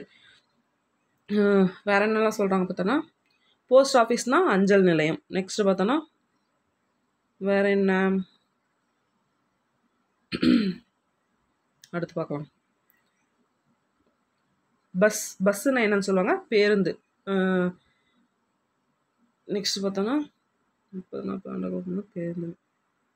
ரயில் வண்டி. ரயில் வண்டின்னு என்னன்னு சொல்லுவாங்க, புகை வண்டி அப்படின்னு சொல்லுவாங்க, தொடர் வண்டின்னு சொல்லுவாங்க. அதே மாதிரி ஃபோட்டோவுக்கு புகைப்படம் அப்படின்னு சொல்லுவாங்க இல்லையா. அடுத்து சைக்கிள்னா மிதிவண்டி, பிளாட்ஃபாரம் நடைபாதை, ஆஃபீஸ் அலுவலகம், சினிமா திரைப்படம், டைப்ரைட்டர் தட்டச்சுப்பொறி, ரோடு சாலை, ஃப்ளைட்னா விமானம், பேங்க் வங்கி, தியேட்டர் திரையரங்கு, ஆஸ்பத்திரி மருத்துவமனை. அதுக்கடுத்து போர்டுனா கரும்பலகை. நெக்ஸ்ட் ஓகே, இதில் ஒரு கொஷின் பார்க்கலாம். களிம்பு எப்படி போகும் அப்படின்னு கேட்டோன்னா, எல்லாரும் உணர்ந்து பேச பேச களிம்பு கரையும் அப்படின்னு சொல்கிறாரு. அதாவது நாக்கில் களிம்பு ஒட்டி இப்போ அந்த இங்கிலீஷ் பேசி பேசி அது களிம்பு மாதிரி ஒட்டிக்கிச்சு அப்படின்வாங்க, அது ஒரு பொருள் மாதிரி. ஸோ அது எப்படி போகும் அப்படின்னு கேட்டால், எல்லாரும் உணர்ந்து பேச பேச களிம்பு கரையும் அப்படின்னு சொல்கிறாங்க. அடுத்து அட்டண்டன்ஸ்னால் வருகை பதிவு. ஓகேங்களா.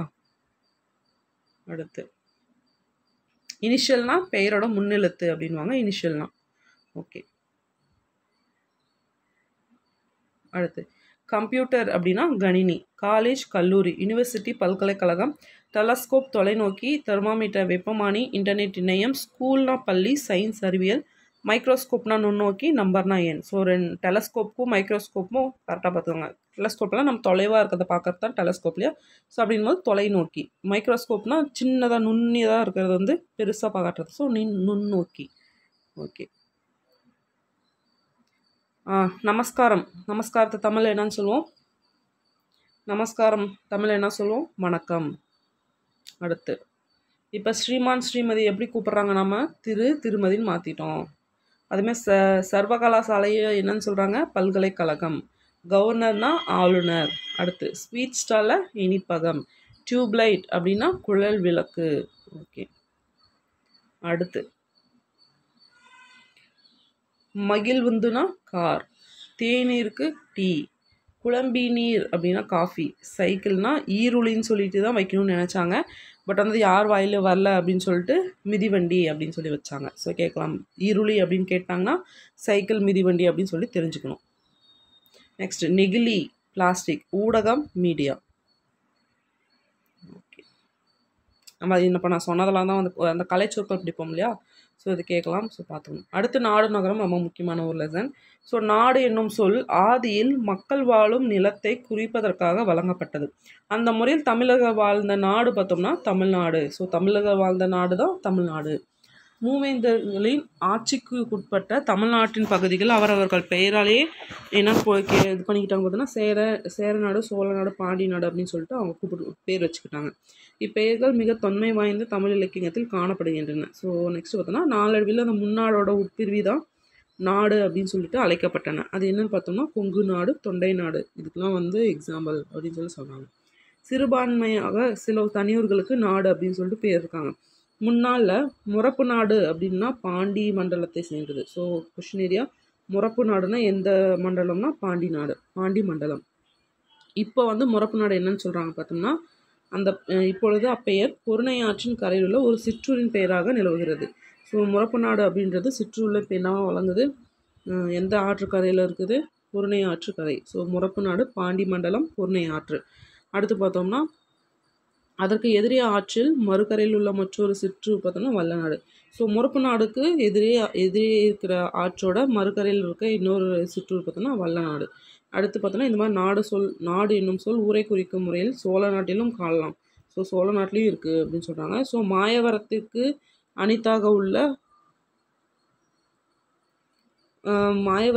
அனிதாக உள்ள ஒரு தான் கொரநாடு அப்படின்னு சொல்லிட்டு சொல்கிறாங்க.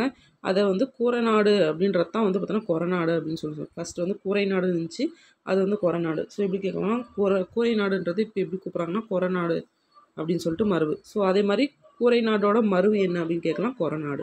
அடுத்து பட்டுக்கோட்டை வட்டத்தில் காநாடும். இது எப்படி கேட்கலாம்னா பட்டுக்கோட்டை எங்கே இருக்குது? காநாடு. அதேமாதிரி மதுராந்தகத்தில் தென்னாடு. ஸோ பட்டுக்கோட்டை, காநாடு, மதுராந்தகம், தொன்னாடு. நெக்ஸ்ட்டு நாடெனும் சொல்லின் பொருள் வழக்காற்றில் நலிவுற்று நன்மையை இவ்வூர் பெயர்கள் உணர்த்துவதாகும். ஸோ ஓகே, இதில் கொஷின் ஏரியா பட்டுக்கோட்டை காநாடு, மதுராந்தகம் தொன்னாடு. அதே மாதிரி கூரை நாடோட மருவுதான் கொரநாடு. அந்த நெக்ஸ்ட்டு பார்த்தோம்னா வேறு அது எங்கே இருக்குது அப்படி பார்த்தோம்னா மாயவரத்துக்கு அனிதாக உள்ள ஒரு ஊர் தான் அந்த கொரநாடு.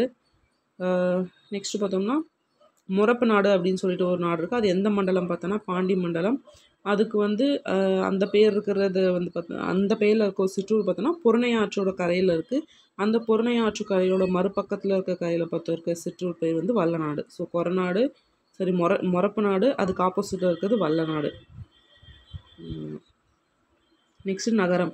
சிறந்த ஊர்கள் நகரம். நகரம் என்னும் பெயரால் வழங்கும். ஸோ வந்து கொஸ்டின் எப்படி கேட்கலாம், சிறந்த ஊர்கள் எப்படின்னு கூப்பிட்றாங்க அப்படின்னு பார்த்தோன்னா நகரம். நாட்டின் தலைமை சான்ற நகரம் தலைநகரம். ஸோ சிறந்த ஊர் நகரம், அந்த இதில் தலைமை சான்ற நகரம் பார்த்தோம்னா தலைநகரம். முன்னாளில் ஊர் என்றும் பட்டி என்றும் வழங்கிய சில இடங்கள் பிற்காலத்தில் சிறப்புற்று நகரங்களாயின. நெக்ஸ்ட் ஆழ்வார்கள் சிறந்த நம்மாழ்வார் வந்து பிறந்த இடம் தான் Kurugur. So question area, Nammalvar பிறந்த ஊர் பேருனா குருகூர். அதை வந்து இப்போ எப்படின்னு கூப்பிட்றாங்க, ஆழ்வார் திருநகரி. ஸோ எப்படி கொஸ்டின் கேட்கலாம், ஆழ்வார்களில் சிறந்த ஆழ்வார் யார், நம்மாழ்வார். அது ஃபஸ்ட்டு பாயிண்ட்டு. அவர் பிறந்த ஊர் இது குருகூர். அது இப்போ என்னவா மாற்றிருக்காங்க பார்த்தோன்னா ஆழ்வார் திருநகரி. நெக்ஸ்ட்டு பாண்டி நாட்டில் உள்ள விருதுப்பட்டி இப்போ என்ன கூப்பிட்றாங்கன்னா விருதுநகர்னு ஆயிடுச்சு. ஸோ பாண்டி நாடு விருதுப்பட்டின்றது என்ன நகர், சரி என்ன இடம் என்ன நாடுன்னு பார்த்தோன்னா பாண்டி நாடு. அது இப்போ என்னவா மாறி இருக்கும் பார்த்தோன்னா விருதுநகர். ஸோ விருதுநகர் எந்த நாட்டில் இருந்துச்சு, பாண்டி நாடு. எப்படின்னாலும் கேட்கலாம். அடுத்து இக்காலத்தில் தோன்றும் புத்தூர்களும் நகரம் என்றும் பெயரிலே பெரிய நாடுவனமாகவும் தெரிகின்றன. அதாவது சென்னையில் இருக்க தியாகராக நகரம், காந்தி நகரம், சிதம்பரத்துக்கு அண்மையில் அமைந்திருக்க அண்ணாமலை நகரம், தஞ்சை தோன்றியுள்ள கணபதி நகரம் இதற்கு சான்று. ஸோ எந்தெந்த நகரம் எந்தெந்த ஊரில் இருக்கு பார்க்கலாம். சென்னையில் பார்த்தோன்னா தியாகராய நகர், காந்தி நகர் ரெண்டும் பார்த்தோன்னா சென்னை. அதுக்கடுத்து பார்த்தோம்னா அண்ணாமலை நகரம் பார்த்தோம்னா சிதம்பரம். நெக்ஸ்ட்டு கணபதி நகரம் பார்த்தோம்னா தஞ்சை. ஓகே. சென்னையில் இக்காலத்தில் தமிழ்நாட்டில் தலை சிறந்து விளங்கும் நகரம் பார்த்தோன்னா சென்னை மாநகரம். ஸோ கொஸ்டின் ஏரியா, இக்காலத்தில் தமிழ்நாட்டில் தலை சிறந்து விளங்கும் நகரம் எது, சென்னை. 300 ஆண்டுகளுக்கு முன்பே சென்னை வந்து ஒரு பட்டினமாக காணப்படவில்லை. கடற்கரையில் துறைமுகமும் இல்லை, கோட்டையும் இல்லை, பெரும்பாலும் மேடும் பள்ளமாகவே கிடந்தது.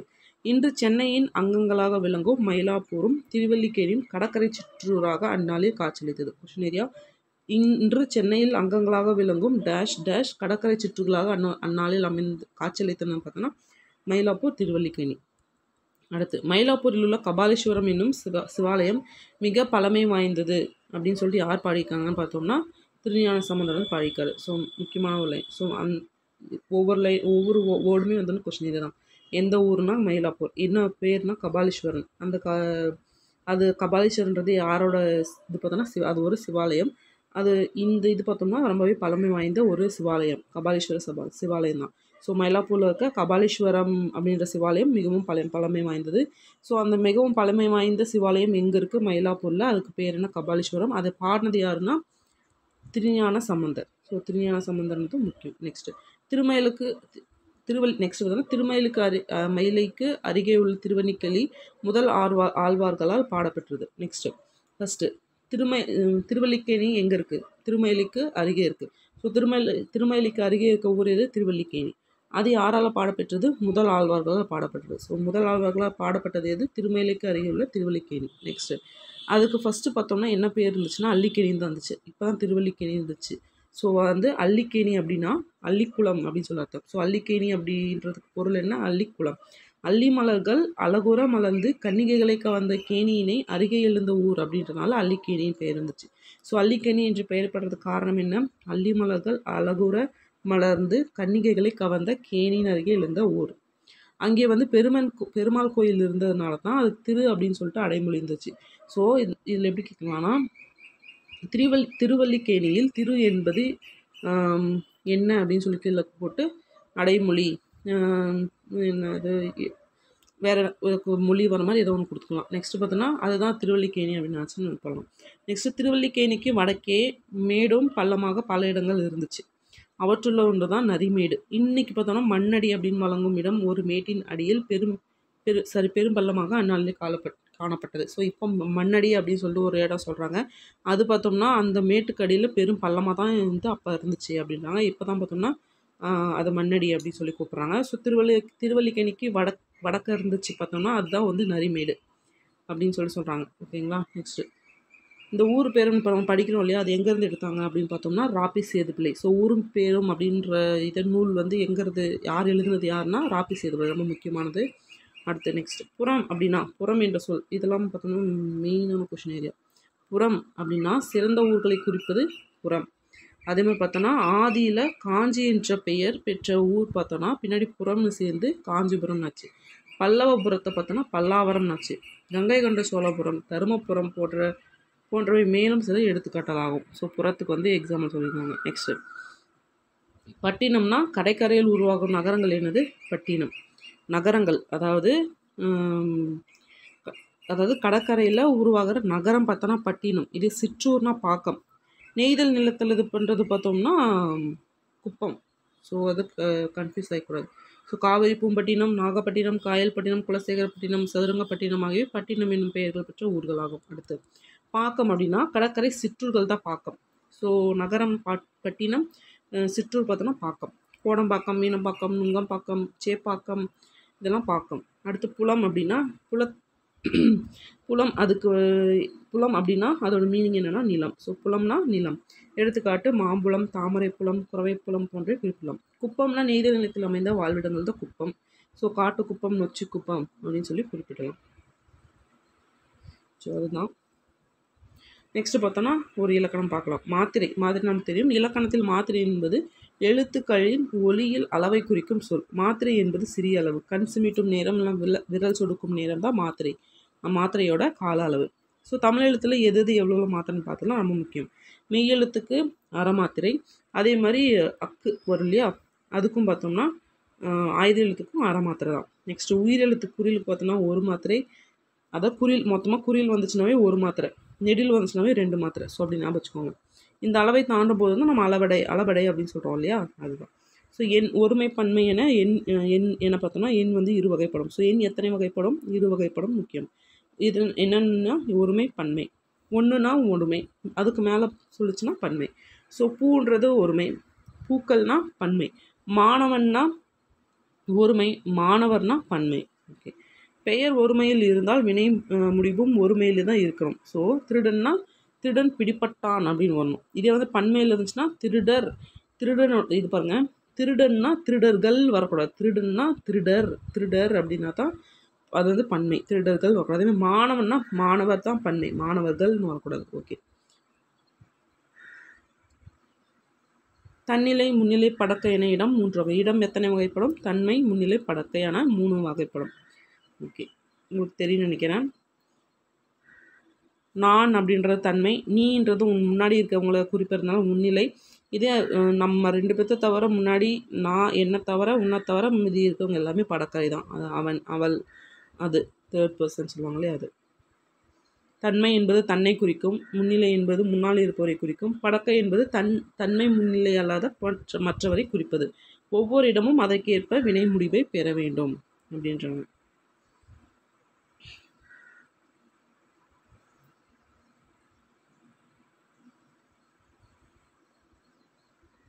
பிளாஸ்டிக் என்பதுக்கு ஏன் தமிழ் சொல் என்ன பார்த்தோம்னா நெகிழி. பிளாட்ஃபாரம்னா நடைமேடை. விருதுநகர்னா விருதுபுரம். பாக்கம் என்னும் பெயர் பெரும் சிற்றூர்கள் எதன் அருகிலும்னா, பாக்கம்னா பார்த்தோம்னா அந்த கடற்கரையோட சிற்றூர் இல்லையா, அது. அடுத்து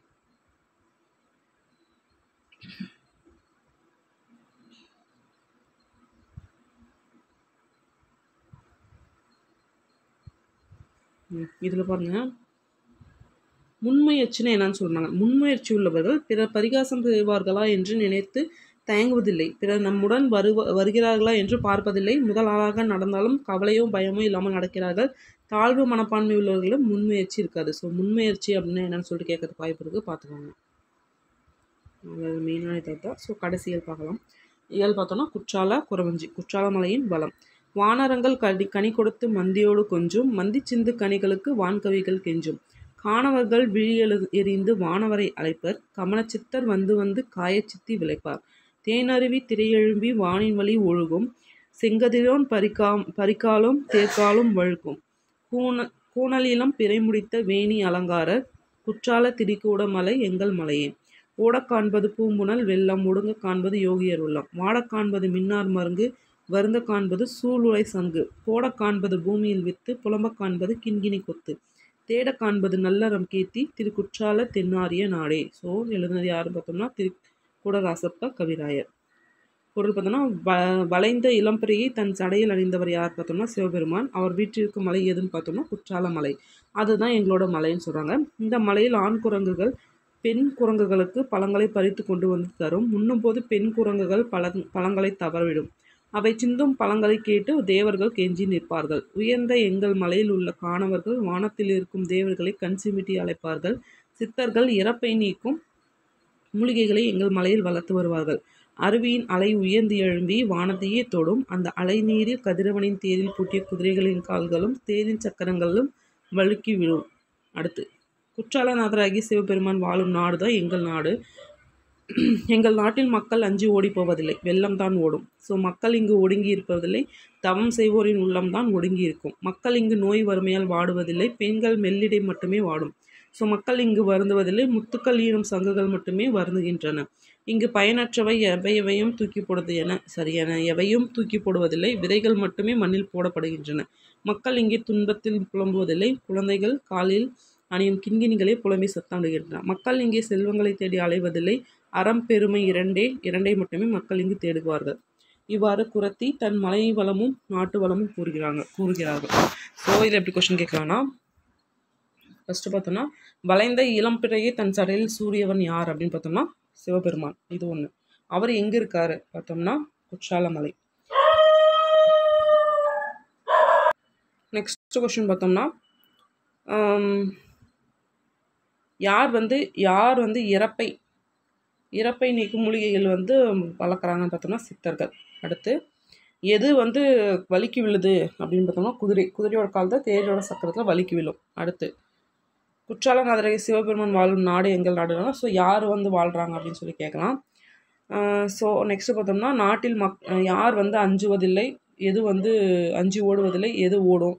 அதே மாதிரி யார் ஒடுங்கி இருப்பாங்க, யாரோட இது ஒடுங்கி இருப்பதில்லை, அந்த மாதிரி கேட்காங்களே. இது வந்து மேட்ச்சில் வந்து கேட்கலாம். ஸோ இதுலையும் கேட்கலாம், எது வாடுது, எது வாடுறதில்ல, எது புலம்புறதில்ல அப்படின்னு சொல்லி கேட்கலாம். ஸோ இது வந்து பார்த்துக்கணும். நெக்ஸ்ட் பார்த்தோம்னா வானரங்கள் அப்படின்னா பொதுவாக குரங்குகளை குறிக்கும், இங்கு ஆண் குரங்குகளை குறித்தது. அடுத்து மந்தி அப்படின்னா பெண் குரங்குகள். ஸோ வானரானா மொத்தமாக குரங்குகளை குறிக்கும், ஆனால் இதில் பார்த்தோம்னா ஆண் குரங்குன்னு சொல்கிறாங்க. அதே மாதிரி மந்தினா பெண் குரங்கு. வான்கவிகள்னா தேவர்கள். கமன சித்தர்னா வான்வழியே நினைத்த இடத்துக்கு செல்லும் சித்தர்கள். ஸோ எப்படி கொஸ்டின் கேட்கலாம், வான்வழியே நினைத்த இடத்துக்கு செல்லும் சித்தர்களோட பேர் என்ன அப்படின்னு பார்த்தோம்னா கமன சித்தர். காயச்சித்தினா மனிதனின் இறப்பை நீக்கி காப்பாற்றும் மூலிகை. ஸோ மனிதனின் இறப்பை நீக்கி காப்பாற்றும் மூலிகை எது? காயச்சித்தி. பரிக்கால்னா குதிரைக்கால். ஸோ பரினா குதிரைன்னு தெரியும். ஸோ கூணல்னா வளைந்த, வேணினா சடை. மின்னார்னா பெண்கள், மருங்குனா இடை. சூளுலைனா கருவை தாங்கும் துன்பம். ஸோ நூல் குறிப்பு பார்த்தோம்னா இந்நூலோட முழு பெயர் பார்த்தோம்னா திருக்குற்றால குறவஞ்சி. ஸோ ஆசிரியர் பார்த்தோம்னா திருக்குடராசப்ப கவிராயர். ஸோ திருக்குற்றால குறவஞ்சி முழு பெயர், அதோட ஆசிரியர் திருக்குடராசப்ப கவிராயர். ஸோ குறவஞ்சி என்னும் இலக்கிய வகையை சேர்ந்தன்னு தான் பார்த்தோம்னா இந்த திருக்குற்றால குறவஞ்சி. ஸோ திருக்குற்றால குறவஞ்சி எந்த இலக்கிய வகையை சேர்ந்தது பார்த்தோம்னா குறவஞ்சி. ஓசை நியமிக்க பாடல்கள் இந்நூலில் நிறைந்துள்ளது. ஓகே, நெக்ஸ்ட் பார்த்தோம்னா ஒரு ஸ்லேடை பாடல் பார்க்கலாம். மரமும் பழைய குடையும் பிஞ்சு கிடக்கும் பெருமலைக்கு தாங்காது, மிஞ்ச அதனுள் வெயில் ஒழுகும். தஞ்சமென்றோர் வேட்டது அருள் முத்துசுவாமி துறை ராசேந்திரா கேள், கோட்டு மரம் பீற்றல் குடை அப்படின்னு சொல்லி பாடியிருக்காங்க. யார்? அழகிய சொக்கநாத புலவர். ஸோ மரம் பழைய குடையும் எழுதுனது யார்? சிலேடை பாடலை எழுதுறது யார் பார்த்தோன்னா அழகிய சொக்கநாத புலவர். பொருள் பார்க்கலாம். அடைக்கலம் என்று வந்த அடைந்தவர் விரும்பியதை அழைக்கும் மன்னனே. யாரை பற்றி பாடுறாருன்னு பார்த்தோம்னா முத்துசாமி துரைக்கு வந்து சொல்கிற மாதிரி பாடுறாங்க. ஸோ யார்? எந்த மன்னர்? முத்துசாமி துரை. கிளைகளுடைய மரம் இளம் காய்களை உடையதாக இருக்கும், மிக்க மழை பெய்தால் தாங்காது விழும், அதனிடையே அமைந்த இடைவெளி வழியாக வெயில் வரும். அதே மாதிரி தான் பழைய குடையானது கிழிந்திருக்கும், பெருமழையை தாங்காது, துளைகள் வழியாக வெயில் உள்ளே செல்லும். எனவே இத்தகைய காரணங்களால் பீற்றல் குடை மரத்துக்கு ஒப்பானது அப்படின்னு சொல்லிட்டு பண்ணுறாங்க. ஸோ ஸ்லேடைனாலே அதுதான். ரெண்டு வந்து ஒரு விஷயத்து ஏதோ சம்மந்தமே இல்லாமல் இருக்கும். ஸோ மரத்துக்கும் பிஞ்சு போன கொடைக்கும் வந்து ஒரு சம்மந்தமே இல்லாத மாதிரி இருக்கும். பட் வந்து ரெண்டுக்குமே இருக்கிற ஏதோ பொதுவான ஒரு விஷயம் வந்து பார்த்தோம்னா ஒரே மாதிரி தான் இருக்கும். அதுவும் பார்த்தோம்னா மரம் பார்த்தோம்னா பிஞ்சு கொடை எப்படி வந்து ஒழுகுதோ அதே மாதிரி தான் அதுலேயும் ஒழுகும். ஸோ அது வந்து ரெண்டுக்கும் ஒரு காமனான ஒரு விஷயத்தை வச்சு பாடுறதா ஸ்லேடை அப்படின்னு சொல்லுவாங்க. ஸோ கோட்டு மரம்னா கிளைகளுடைய மரம், பீற்றல் குடைனா பீந்த குடை. ஆசிரியர் குறிப்பு. அழகிய சொக்கநாத புலவர் பார்த்தோம்னா திருநெல்வேலி மாவட்டத்தில் உள்ள தச்சநல்லூர் பிறந்தவர். ஸோ இவர் எங்கே பிறந்தாருன்னு கேட்கலாம். திருநெல்வேலி தச்சநல்லூர். அவரோட காலம் பார்த்தோன்னா 19 கேட்கலாம். அதே மாதிரி எத்தனை தனிப்பாடல்கள் படிக்க பார்த்தோன்னா 25க்கும் மேற்பட்டது. இவரோட காலம் 15ஆம் நூற்றாண்டு நம்ம முக்கியம். ஓகே, நூல் குறிப்பாக்கலாம். தனிப்பாடல் திரட்டில் இடம்பெற்றுள்ள ஸ்லேடை பாடல் அதுதான் கொடுத்துருக்காங்க. ஒரு சொல்லோ தொடரோ இரு பொருள் தருமாறு பாடுவது தான் ஸ்லேடை அப்படின்வாங்க. ஸோ இதனை இரட்டர மொழிதல் அப்படின்வாங்க. ஸோ ஸ்லேடைக்கு இன்னொரு பேர் என்னென்னு பார்த்தோம்னா இரட்டுற மொழிதல். அது எப்படி பிரிக்கலாம்னா 2 கூட்டல் உர கூட்டல் மொழிதல், அதுதான் இரட்டுற மொழிதல். 2 பொருள்பட பாடுவது. எடுத்துக்காட்டு 6 அப்படின்றதுக்கு ஓடுற ஆத்தையும் குறிக்கும், எண் நம்பர் 6ஐயும் குறிக்கும். அதே மாதிரி செல்லும் வழியும் குறிக்கும். அதாவது ஆற்றுனா வேண்டுவது இல்லை, 6 அப்படின்றது வழி இல்லையா, அதுதான் சொல்கிறாங்க. ஓகே, இதெல்லாம் வந்து ஒரு பயிற்சி மாதிரி, அந்த அளவுக்கு முக்கியம் கிடையாது. இது வந்து ஒரு துணைப்பாடம், ஒரு நாட்டுப்புற கதை இது.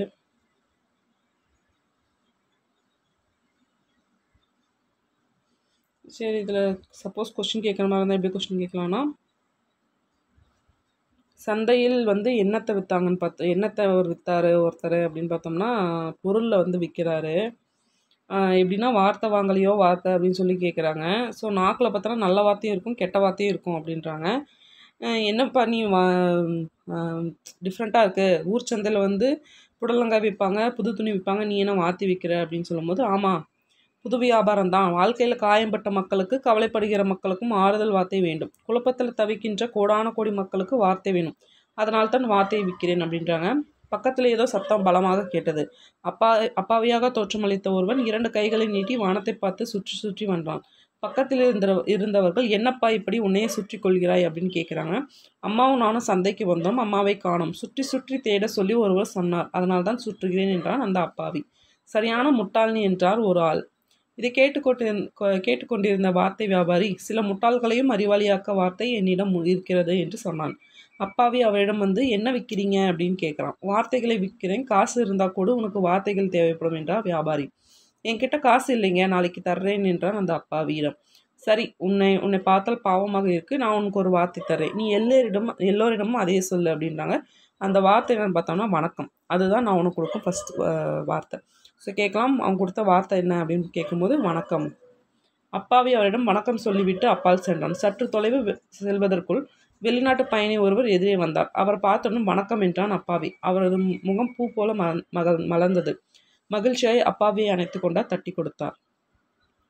காலையிலிருந்து ஏன் என்று கேட்பார் இல்லாமல் வழிகேட்டு அலைந்தேன். வந்தவர்களை மதிக்க தெரிந்தவன் நீதான். வணக்கம் என்ற வார்த்தையை எவ்வளவு அன்புடன் அழகாக சொல்கிறாய், அருமை அருமை என்று பாராட்டினார். அத்துடன் நிற்கவில்லை, பொற்காசுகளையும் வழங்கினார். அப்பாவி மிகுந்த மகிழ்ச்சியுடன் வார்த்தை வியாபாரியிடம் போய் நடந்ததை சொன்னான். அவரிடம் பொற்காசுகள் அனைத்தையும் கொடுத்தார். அவனோ தனக்கு பாதி மட்டும் போதும், மீதியை நீயே வைத்துக்கொள் என்று சொன்னான். வியாபாரியிடம் தனக்கு வேறு புதிய வார்த்தைகள் கற்றுத்தருமாறு அப்பாவி கேட்டான். அவன் உடனே 2 வார்த்தைகள் சொல்லிக் கொடுத்தார்.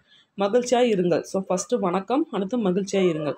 இந்த வார்த்தைகளை யாரை பார்த்தாலும் சொல், சரியா என்று அவர் சொன்னதும் அப்பாவி மகிழ்ச்சியுடன் கிளம்பினான். நகர வீதியில் அப்பாவி சென்றான். எதிரே வந்த ஒருவரை பார்த்து மகிழ்ச்சியாய் இருங்கள் என்று சொல்லிக்கொண்டே சென்றான்.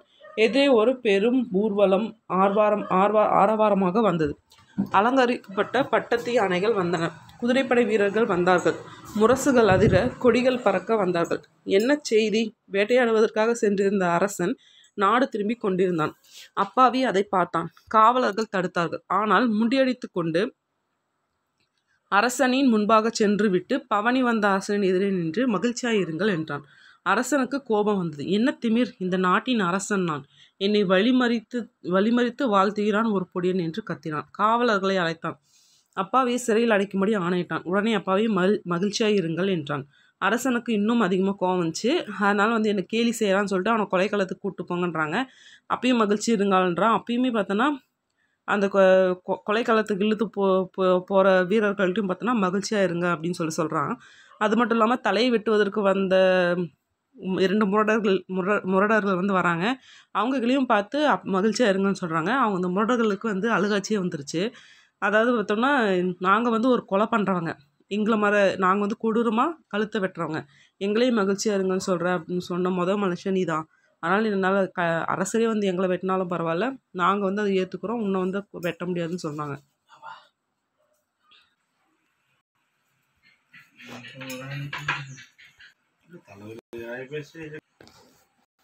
எல்லோரும் அரசனிடம் சென்று அவரோட முடிவை மாற்றிக்கொள்ள சொல்லி கேட்டார்கள். நடந்ததெல்லாம் சொன்னார்கள். அரசன் குழப்பமடைந்தான். அப்போது வெளிநாட்டு பயணி அரசவைக்கு வந்தார். அப்பாவியை பார்த்ததும் கட்டி கொண்டார். அரசே, இவன் தான் உங்கள் நாட்டு பண்பாட்டை எனக்கு புரிய வைத்தவன் என்றார். மன்னன் மகிழ்ச்சி அடைந்தான். அப்பாவியை விடுதலை செய்தான். அவனுக்கு பொன்னும் பொருளும் கை நிறைய வழங்கினான்.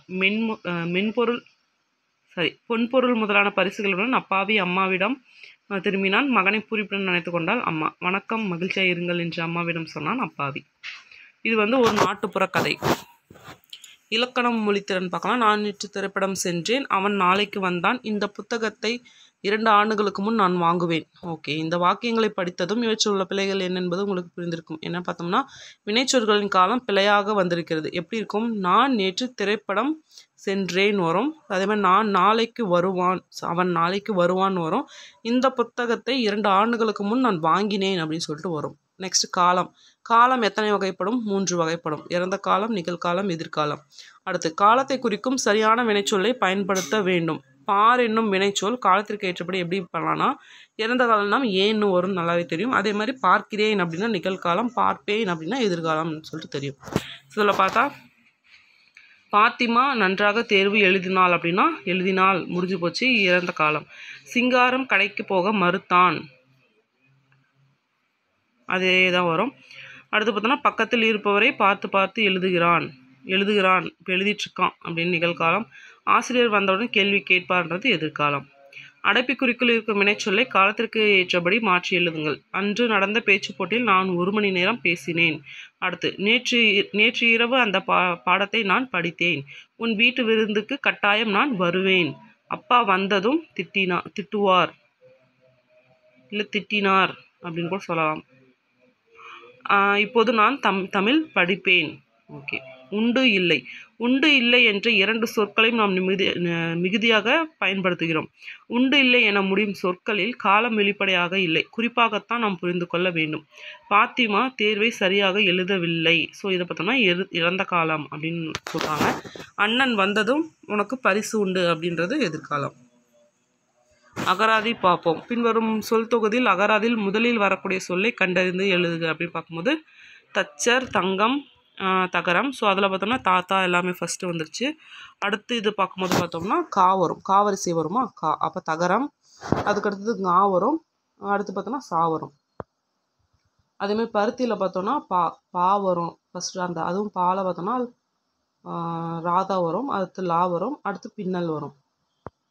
அடுத்து சுவர், சுங்கம், சூழ்ச்சியில் ஃபஸ்ட்டு பார்த்தோம்னா சுங்கம், சுவர், சூழ்ச்சி இது மாதிரி வரும். மற்றதை அப்படியே ஃபில் பண்ணுங்கள். இதுவரை நான் படித்ததை தொகுத்து பார்ப்போம். ஸோ அடிப்படை எழுத்து, சொல், சொற்றொடர் என்று 3 மொழியின் அடிப்படை உறுப்புகள். ஓகே. ஸோ எது பார்த்தோம்னா மொழியின் 3 அடிப்படை உறுப்புகள்னு கேட்டோம்னா எழுத்து, அதுக்கப்புறம் எழுத்தா எல்லாம் ஒன்றா சேர்த்தோம்னா சொல், அந்த சொல்லெல்லாம் சேர்த்தோம்னா நம்மளுக்கு சொற்றொடர். ஸோ ஆன்றது எழுத்து, அன்புன்றது சொல், அன்பே தெய்வம் அப்படின்றது சொற்றொடர். சொல் அப்படின்னு சொல்லிட்டு பார்த்தோம்னா என்னென்னலாம் சொல்லலாம்னா மொழி, பதம், கிளவி, வார்த்தை அப்படின்னு சொல்லுவோம். ஸோ சொல்லுக்கு வேற என்ன வார்த்தைகள் இருக்குது அப்படின்னு கேட்டாங்கன்னா மொழி, பதம், கிளவி, வார்த்தை. அடுத்து சொற்றொடர் வாக்கியம் என்றும் அந்த சொற்றொடரை வாக்கியம் அப்படின்னு சொல்லலாம். அடுத்து எழுத்துகள் அப்படின்னா எல்லா எழுத்துக்களுக்கும் அடிப்படையானது எது அப்படின்னு கேட்கலாம், மொழி. அரசன் வாள் எடுத்து சண்டைக்கு போனான் என்று எழுதுவதும் தவறு, பேசுவதும் தவறு. ஒவ்வொரு எழுத்துக்கும் ஒரு ஒலி உண்டு. எழுத்தை முறைப்படி ஒலிக்க நாம் பயிற்சி எடுக்க வேண்டும். ஒவ்வொரு எழுத்தும் ஒரு பணியை செய்கிறது. ஆ, இ, உ அப்படின்றது சுட்டெழுத்துக்கள். உ இப்போதைக்கு பயன்பாட்டில் இல்லை. ஆனால் பார்த்தோம்னா ஏ, யா, ஆ, ஓ, ஏ ஆகிய வினா எழுப்பும் எழுத்துக்கள். அதனால் இது வினா எழுத்துக்கள். ஏ என்பது சொல்லின் முதலிலும் இறுதியிலும் நின்று வினா பொருளை தரும். ஸோ வினா பொருளில் முதலிலும் இறுதியிலும் வர எழுத்து எதுன்னு பார்த்தோம்னா ஏ. எழுத்துக்களிடையே நட்பு உண்டு. அதை புரிந்து கொண்டால் பெரும்பாலான பிழைகளை நீக்கலாம். மெல்லின எழுத்தும் அது நட்பு எழுத்தான வல்லின எழுத்தும் அடுத்தடுத்து வருவது. ஸோ மெல்லின எழுத்தும் அதன் நட்பு எழுத்தான வல்லின எழுத்தும் அடுத்தடுத்து வருவது இயல்பு. அதாவது இணை எழுத்துக்கணும். ஸோ வல்லினத்துக்கு எப்போவுமே மெல்லினம் தான் பார்த்தோன்னா இணை எழுத்தாக வரும்.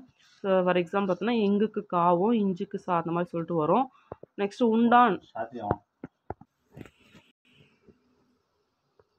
ஸோ நெக்ஸ்ட்டு பார்த்தோன்னா பிழையில் பார்த்தோன்னா எங்கெங்கெல்லாம் பிழை வருன்றாங்க. ஸோ ஃபஸ்ட்டு ஒற்றுப்பிழைனா அந்த சந்தி பிழைனோல அதுதான். அடுத்து குறில் நெடில் பிழை வரும். அடுத்து துணை எழுத்து பிழை வரும். அதெல்லாம் என்னென்னு அப்படியே பாருங்கள். மயங்கொழி பிழை அப்படி சொல்லிட்டு வரும். அடுத்து முக்கியமான ஒரு விஷயம், சொல் வந்து எத்தனை வகைப்படும்? 4 வகைப்படும். பெயர்ச்சொல், வினைச்சொல், இடைச்சொல், உரிச்சொல் அப்படின்னு சொல்லிட்டு வரும். ஸோ அதில் பார்த்தோம்னா பெயர்ச்சொல் வந்து எத்தனை வகைப்படும் பார்த்தோம்னா 2 வகையாக வரும். அதுதான் உயர்திணை, அஃறிணை அப்படின்னு சொல்லிட்டு. அதே பார்த்தோம்னா பெயர் வினைச்சொற்களை ஆண்பால், பெண்பால், பலப்பால், ஒன்றன்பால், பலவின்பால் அப்படின்னு சொல்லிட்டு பிரிக்கிறோம். ஓகேங்களா? ஸோ பார்த்துக்கோங்க அது எத்தனை வகைப்படும், என்னென்ன பிரிக்கிறாங்கன்னு பார்த்துக்கோங்க. ஸோ ஒருமைப்பன்மை இது என்ன அப்படின்னு சொல்லி பாருங்கள். காற்று வீசினன்னு வராது, வீசியதுன்னு வரும். மரங்கள் அப்படின்னா அசைந்தது வராது, அசைந்தன அப்படின்னு சொல்லிட்டு வரும். ஸோ அந்த மாதிரி பார்த்துக்கோங்க. காலம் வச்சு அந்த மாதிரி. ஸோ நாளைக்கு வந்து நான் ஊருக்கு போய் சேர்ந்தேன்னு வராது, சேர்வேன்னு வரும். பால் நேற்று அப்படின்னு வந்துச்சுன்னா பொங்குகிறது அப்படின்னு சொல்லிட்டு வராது, பொங்கியது அப்படின்னு சொல்லிட்டு வரும். ஸோ அந்த மாதிரி வந்து அப்படியே பார்த்துக்கோங்க.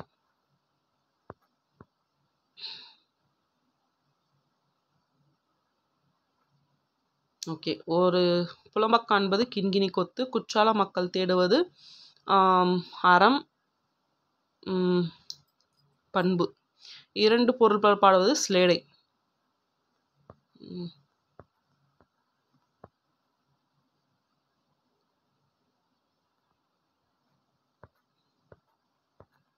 இதெல்லாம் வாழ்க்கை விளையாட்டு. அவ்வளோதான். இது எல்லாமே பார்த்தோன்னா சும்மா நம்ம மொழித்திறன் பயிற்சி அந்த மாதிரி தான் வரும். சொல் விளையாட்டு அந்த மாதிரி.